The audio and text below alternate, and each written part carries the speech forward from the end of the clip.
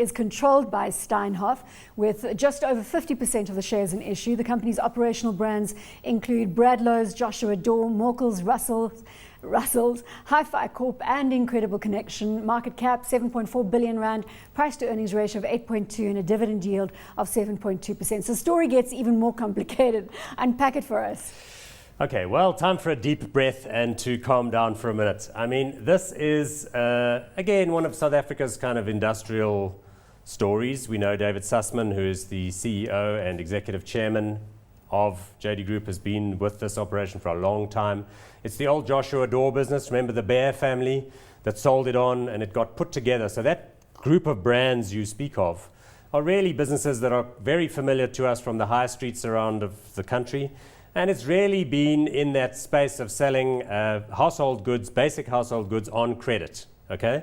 They've got a loan book of about 10 billion rand outstanding. Which is not such a good thing if the South African consumer is going to come under pressure. I know you don't agree with me on that front, but I just want to park that as potentially an idea out there we've got to deal with. I will give you that, because remember, I mean, some people sell stuff for cash and they don't care where the people get the money from. They must get it from somewhere else.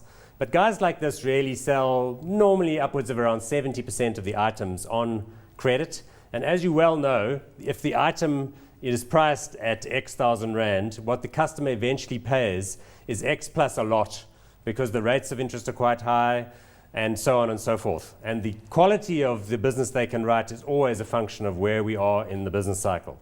Because, you know, people are either going to pay or not pay depending on whether their salary increases, whether joblessness is rising, all that kind of thing.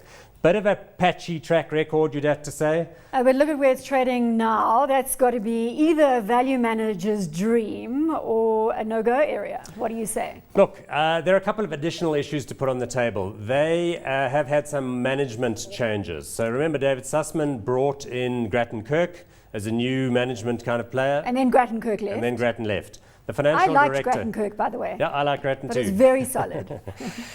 The business executives, though, around David seem to be solid operational guys. He's put in a new financial director, or elevated one, and a new operational director of the retail credit solutions business. So they've tended to kind of have the furniture trading on the one side and the other on this side.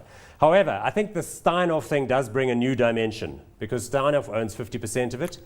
A good new dimension. I think so, because Marcus Jooste basically runs his year on a set calendar where he goes and visits each of the operations. And in the reorganization of JD Group, they also put in a bunch of businesses that were previously held by Steinhoff. So let's just talk about those. It's the cash build operations, which is a bunch of that's a good operation, cash build. No, sorry, not cash build, Steinbuild. Steinbuild, and remember, they bought Hardware Warehouse, that business down in the Eastern Cape. I thought I'd missed that transaction. No. So again, though, similar businesses to cash build, a good space, you know, lots of expansion going on there. There's also some Unitrans retail in here now as well. All right, now that I don't understand. Well, that's motor distributorships, because remember, Steinhoff had bought... Motor distributorships and furniture, how do they marry? Well, you got to ask, that's one of the questions, but I guess it's also selling stuff on credit. You know, it's chunky sort of sales, it's retail, it's high street, it's leases, it's, you know, retail physical building presence and management of facilities. So and it the fits likes. for you. You're not concerned about it. Well, I guess more or less, just while you're on a roll, I mean, they also own the Hertz motor vehicle car rental and leasing business. So they're going into almost an imperial Barlow world. Well, effectively what they did here is that the Steinhoff guys shoved everything that looked like a retail business into here. And they said, here we go, David Sussman, you run all of this stuff for us.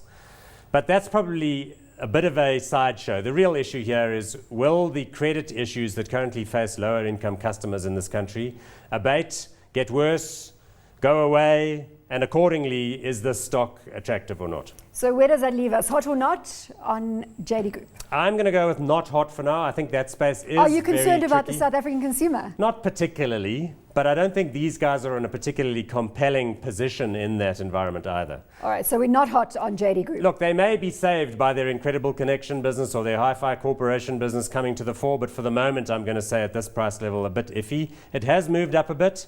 It is looking a little bit better, but for me, still not hot.